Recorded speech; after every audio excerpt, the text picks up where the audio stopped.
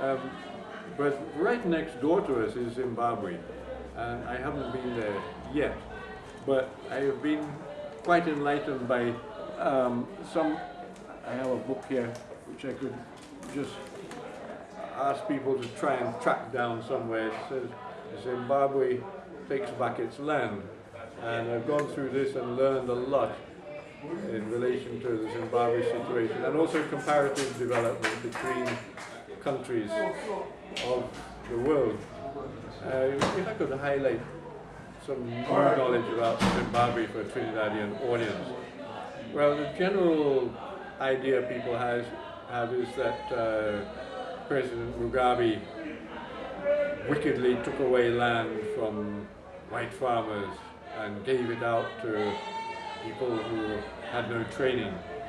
In actual fact, studies, this is 2011, up to 2011, and if people can get hold of this, it'll be very educational. Now, the Zimbabwe situation, right next door to Mozambique, if you look at a pre-independence map, you will see the land marked out with a series of blocks with straight line boundaries, and these are huge farms that were given to white settlers.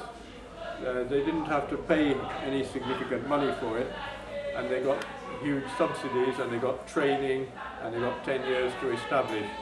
So before the independence, really and truly, the land was extremely unfairly allocated, and in fact land was forcibly taken away from the smaller farmers and allocated to these white settlers.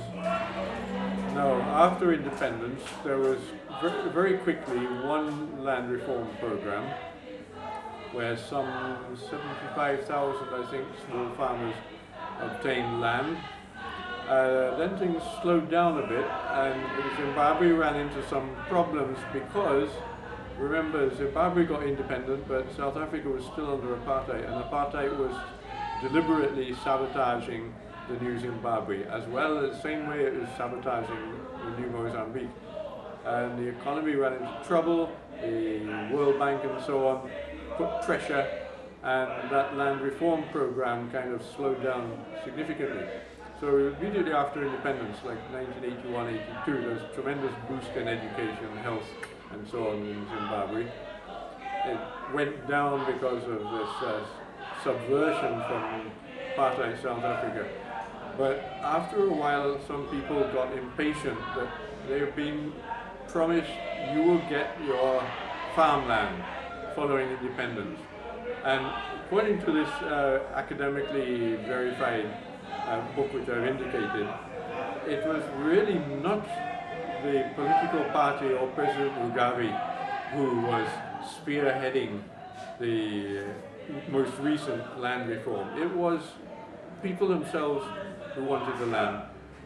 A percentage of them were veterans of the independence struggle, but the large majority were people who had to squeeze themselves onto what is called communal land, where they don't really have any particular control over what happens on the place where they're farming.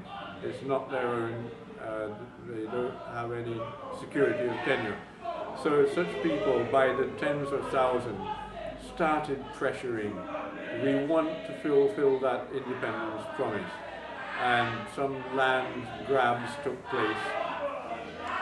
Well, President Mugabe and his party finally had to give in to the pressure and facilitate the further distribution.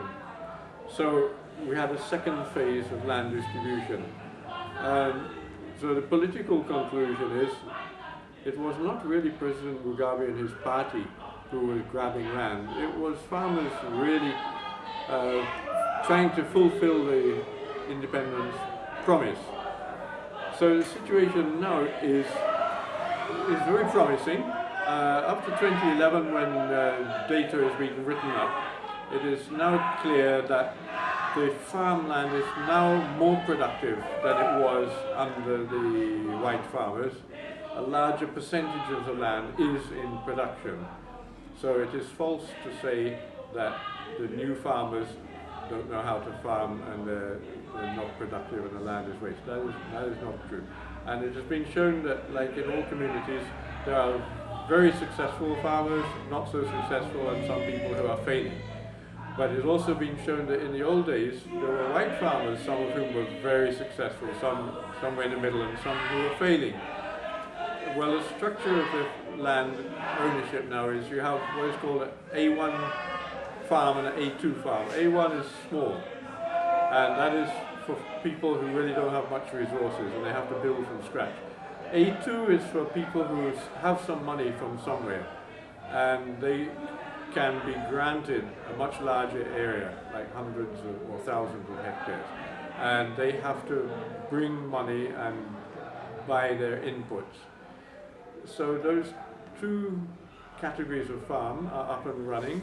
Both seem to be successful in their way. So the last thing I would say is that in Zimbabwe, I know that they're using some good science and technology in their farming. The land distribution has moved towards what was promised at independence. And very important to mention, whatever political spectrum you belong to, the dollarization apparently has cured a lot of problems. They had a lot of problems up till around 2008, which we heard about Zimbabwe basket case, hyperinflation. But that has been solved by the government simply saying, okay, we are not using our national currency anymore, we are using the US dollar. And because of the stabilization now, things are much better. This has led to inputs being available, shops being stocked, agricultural inputs available, people using cash now rather than bartering, groundnuts for fertilizer and so on.